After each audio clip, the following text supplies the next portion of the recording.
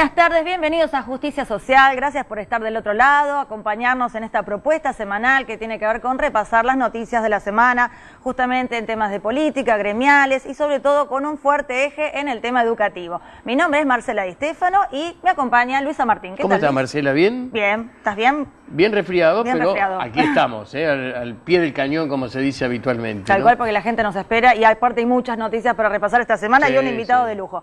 Así que bueno, sin más dilatarlo este asunto, vamos a ir a la cita obligada. Exacto. A violar la Mi mano derecha es José López, que chupaba las medias y otras cosas. Esa es nuestra felicidad. Son todas las obras paradas. Y la cita obligada, entre otras, una importante, es la que dijo en un momento determinado nada más ni nada menos que la ministra de Seguridad, Patricia Bullrich, dijo, ahora va a tener auto blindado.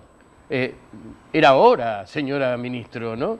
El presidente recibió las famosas piedras de Mar del Plata, pero hubo muchas otras amenazas de bomba en la Casa Rosada, fue mucho más complicado el tema que esas simples piedras. Ahora, que un presidente no tenga un auto blindado es realmente algo insólito. No es que ahora está la novedad de que van a darle un auto blindado a Macri. Todos los presidentes, o casi todos, tuvieron autos blindados en la Argentina y en cualquier lugar del mundo. Marcela, ¿esto es así? Sí. ¿Esto parecería ser una novedad o es simplemente un descuido imperdonable por parte de quienes están rodeando al presidente de la República, dejándolo bastante a la intemperie en lo que se refiere a ese tratamiento social?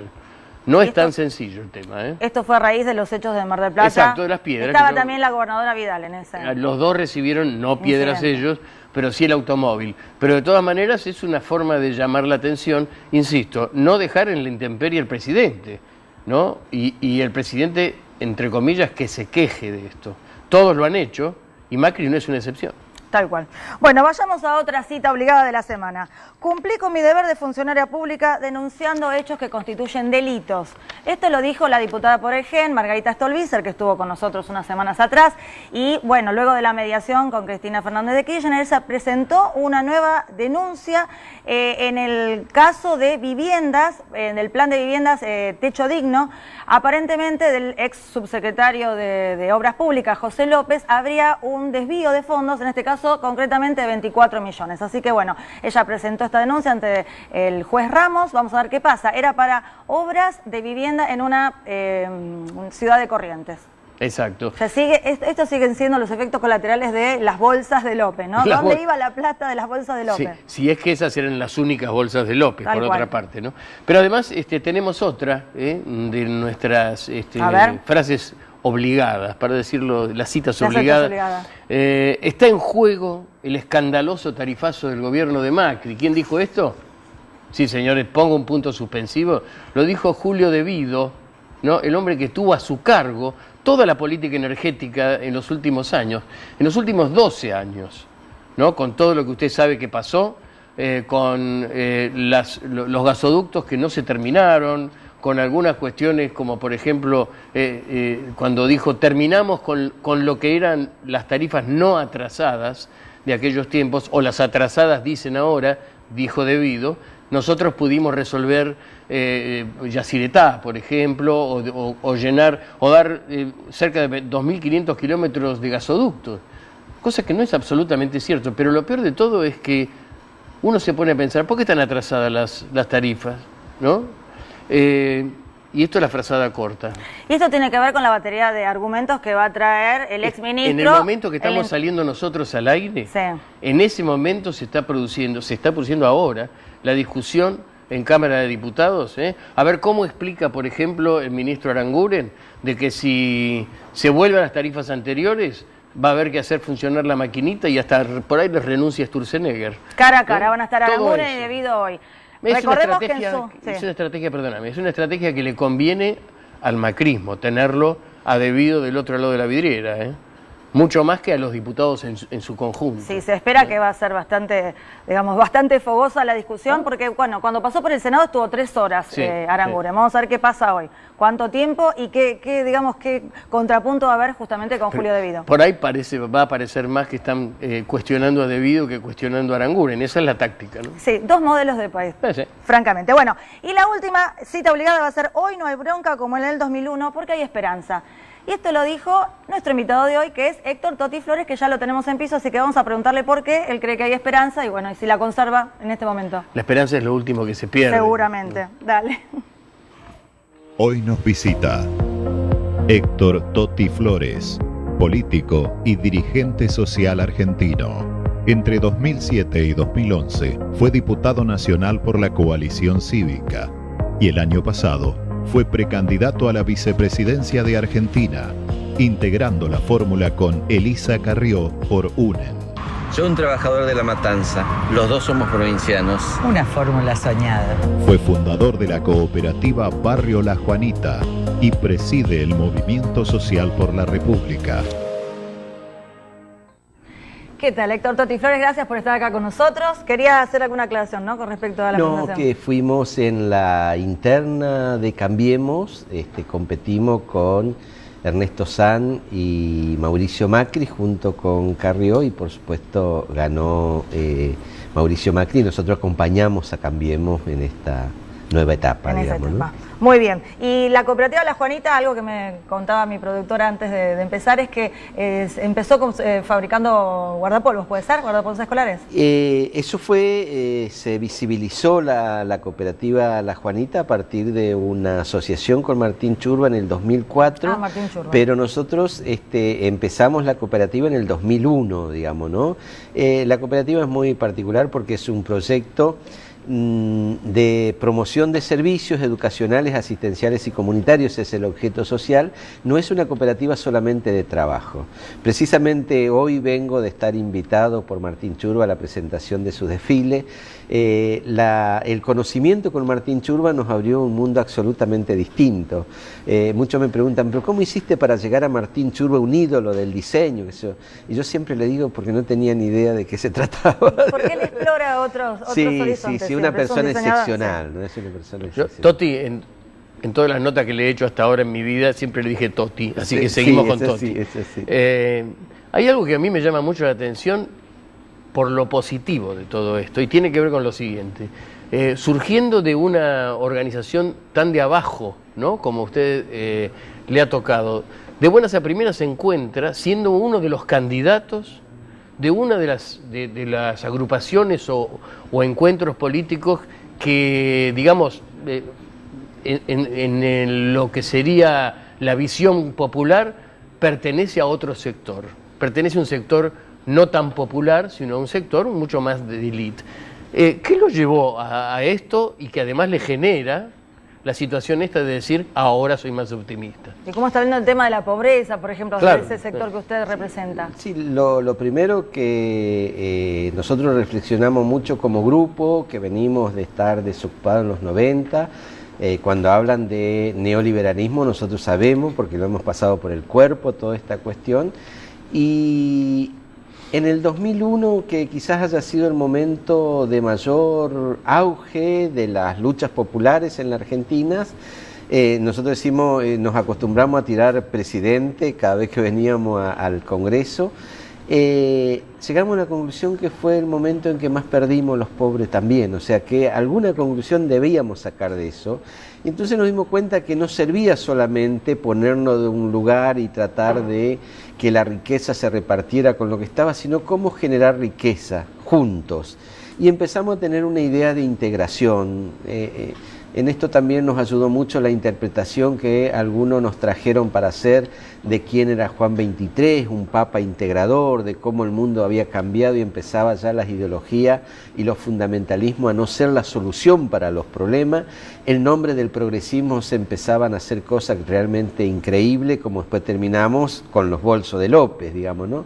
Y eso nos llevó a la necesidad de empezar a reconsiderar todo esto. Así que se podría decir que instalación con otros sectores de la sociedad, fundamentalmente en la política, con Carrió, por ejemplo, nos decían, pero es de derecha.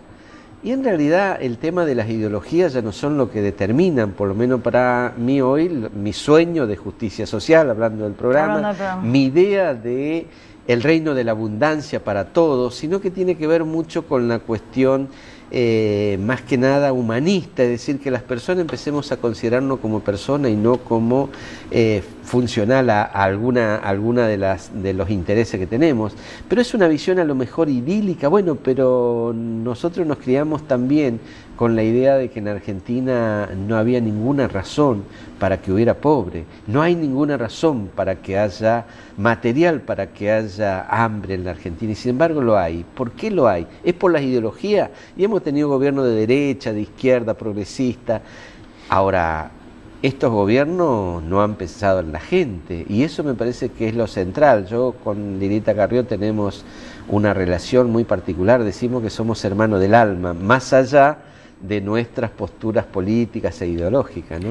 Con respecto al tema de corrupción que ustedes justamente con Lilita Carrió estuvieron trabajando tan a fondo, ¿qué pudieron descubrir en el caso del IOMA, que es la obra social docente? Este programa le interesa sobremanera lo que ustedes hayan podido investigar. Bueno, en el marco de la investigación sobre un sector que estaba blindado, parecía el tema de corrupción, que era la administración del gobernador Scioli, Lilita junto con Oliveto, con Paula Oliveto, han estado investigando esta gestión, y en realidad hay muchos elementos de corrupción, entre ellos IOMA.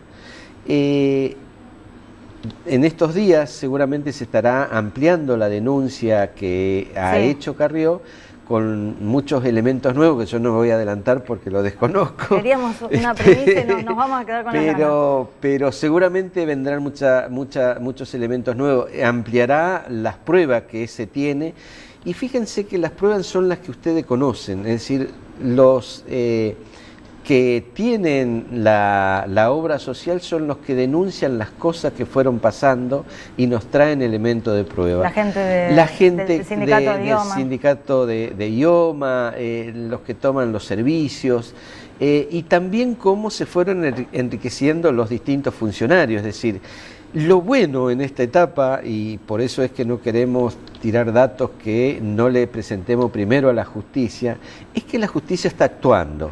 Lenta, como se quiera, pero está actuando. El fiscal Garganta está dando pasos interesantes en la búsqueda de esclarecer la verdad. No hay ninguna posibilidad que la Argentina cambie culturalmente la relación de la política con la gente si no se avanza también en un poder como es la justicia, para que realmente haya una república. Y yo creo que en ese sentido el aporte que hace Carrió y que hacen todos también los periodistas que con valentía denuncian sobre esto es muy importante. Pero si no hay un correlato en la justicia, estamos en debilidad. A mí me parece que llegó el momento en que la justicia también, ahí está la esperanza de la que usted hablaba. Así es, también tome en sus manos la tarea que la gente demanda, porque fíjese el cambio cultural que hubo, ¿no? Uno a veces ve los resultados cuando termina, pero lo interesante de la dirigencia política es que vea el curso de los acontecimientos. Yo creo que la elección de Cambiemos, que no fue solamente un sector de clase media, sino muchos sectores de trabajadores y fundamentalmente de sectores pobres en el conurbano, votaron a Cambiemos con una esperanza de que ya no lo ninguneen más, que ya no lo sometan más con los planes sociales. Tenían una esperanza en ese sentido. Y ya generó este proceso cultural. Por ejemplo, que la justicia se sintiera más liberada, y la aparición de estos hechos de corrupción conmovió esto de que muchas veces no parecía que le interesara. Ese es un ángulo, perdón que lo interrumpa, un ángulo importante, que es la mejora en todo lo que es una justicia libre y una justicia independiente. Pero yo le voy a preguntar algo que lo tengo clavado como una espina y me parece que tiene que ver. Usted dice que es optimista. Sí. Y sin embargo, si hay un sector que está postergado, si hay un sector al cual siempre se le llena la boca a los dirigentes políticos y sociales en sus discursos, es la educación. Y la educación está por el piso. Sí. ¿Qué se hace cuando está por el piso, con salarios docentes magros, con, y ya lo va a ver seguramente en algún informe, estructuras de edilicias de las escuelas desastrosas, que el resultado final no es el más adecuado en lo que se refiere al conocimiento de los jóvenes. Todo eso está muy mal. En la justicia se está avanzando. ¿Y en la educación? Sí, tiene razón, pero fíjese que el proceso que estamos viendo de transformación cultural tiene que ver con una discusión profunda que tiene que hacer toda la dirigencia, que es un proyecto de país.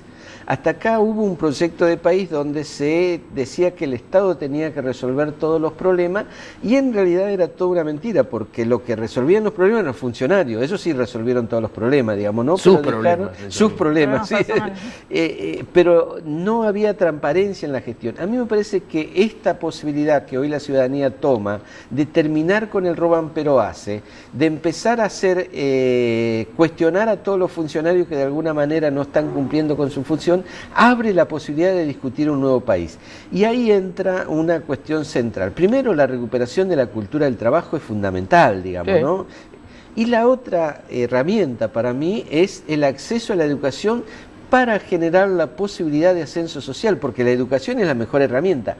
En Argentina se ha tratado de terminar con esa idea. Cuando se reivindica a la pobreza, cuando se dice que va a haber un día de la dignidad villera, no estás promoviendo la posibilidad de que la gente salga de ahí. Esto que había décadas pasadas, cuando yo vine a Buenos Aires, me acuerdo, yo vine a vivir a una villa, sin embargo estuve un año, porque la idea era que vos tenías que trabajar para salir de ahí. Yo creo que el centro es la educación. Yo creo en un país donde la educación sea el centro y estoy convencido que el proyecto de Cambiemos tiene esa propuesta.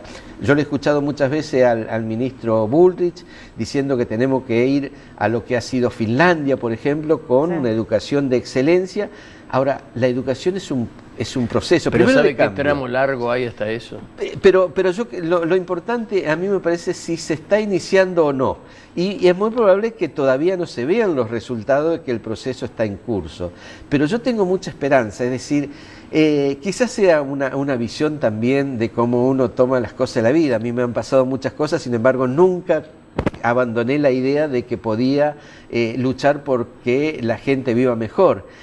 Yo creo en este cambio de gobierno, yo creo que es posible la transformación social, yo creo que es posible la justicia social, aunque me lleve a contradicciones ideológicas. Le voy a decir una de mis más graves contradicciones. Yo siempre creí que la justicia social era repartir los bienes que había en la sociedad y que por lo tanto había que repartirlos.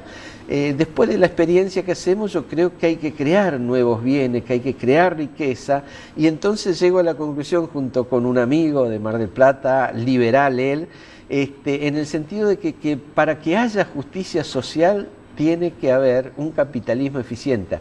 Pero tiene que haber un Estado que sea articulador de estas dos cosas, no un Estado corrupto, seguro, digamos, ¿no? Nos quedan 2 minutos, pero Marcela, vos tenías algo pendiente. No, le quería preguntar si esa esperanza que tiene con la justicia también la tiene en caso de eventuales, digamos, hechos de corrupción que puedan aparecer de este gobierno. Por ejemplo, el tema de Gabriela Michetti, que todavía absolutamente. A mí me parece, aclarar, cuando ¿no? hablamos de justicia independiente, yo creo en la justicia independiente. Corre para todo. Y creo también de que en la justicia hay personas, hay jueces, hay fiscales que pueden trabajar en eso. Lo que hay que darle es el apoyo, la capacidad para que trabajen y determinen si uno es corrupto o no en el menor tiempo posible. Por supuesto que hay procedimientos que se necesitan tiempo, pero creo que hay que aprovechar este momento en que la sociedad demanda una justicia independiente. Eso independiente sí, para todo. Claramente la sociedad lo demanda. Bueno, Toti, nos quedamos entonces en el programa porque vamos a estar ahora con una tanda y después volvemos con un informe especial sobre una escuela bonaerense, en este caso de la localidad de Campana. Por favor, no se muevan, quédense ahí, seguimos con este programa.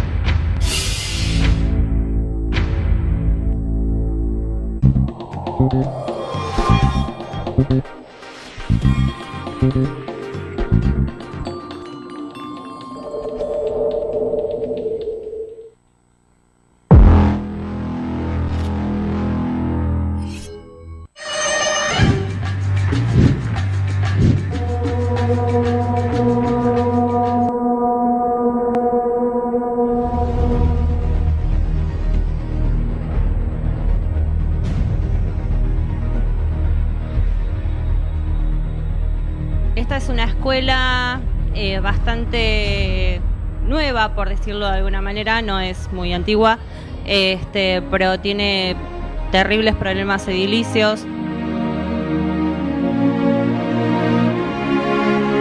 En función de tarde es primaria, a la mañana funciona secundaria.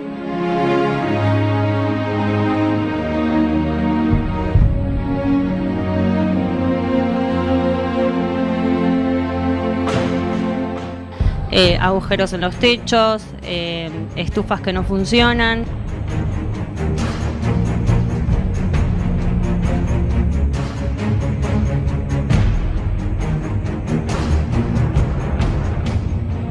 Hay aulas sin puertas, aulas sin ventanas. Una construcción sin terminar en el patio, eso puede acarrear miles de problemas y accidentes gravísimos.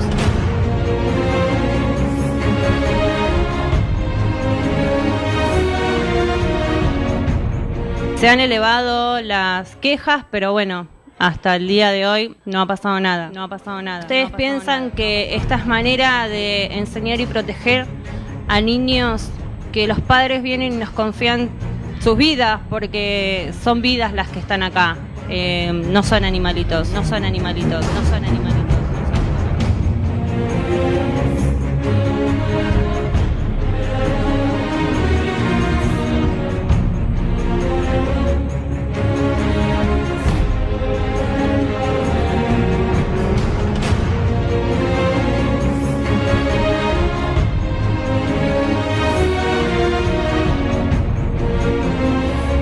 Y no solo tenemos que educarlos, sino que también tenemos que cuidarlos. Estamos trabajando con vidas y con sensaciones y con sentimientos.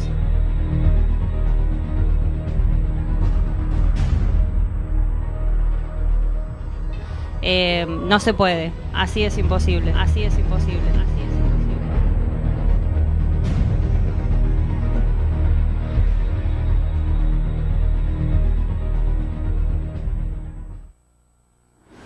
Bien, Escuela 18 de Campana.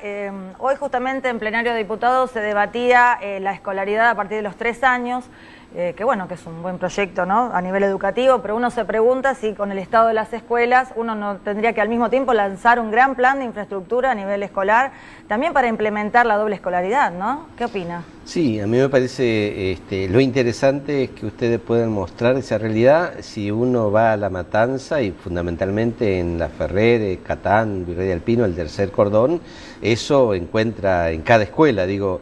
Al revés, que haya una escuela en mejores condiciones tiene que ser la excepción en esos lugares. Lo venimos haciendo del año pasado, o sea, es el mismo nivel de deterioro que venimos registrando desde Pero el año lo importante es que los funcionarios puedan ver que esa es la realidad, que se parte desde acá.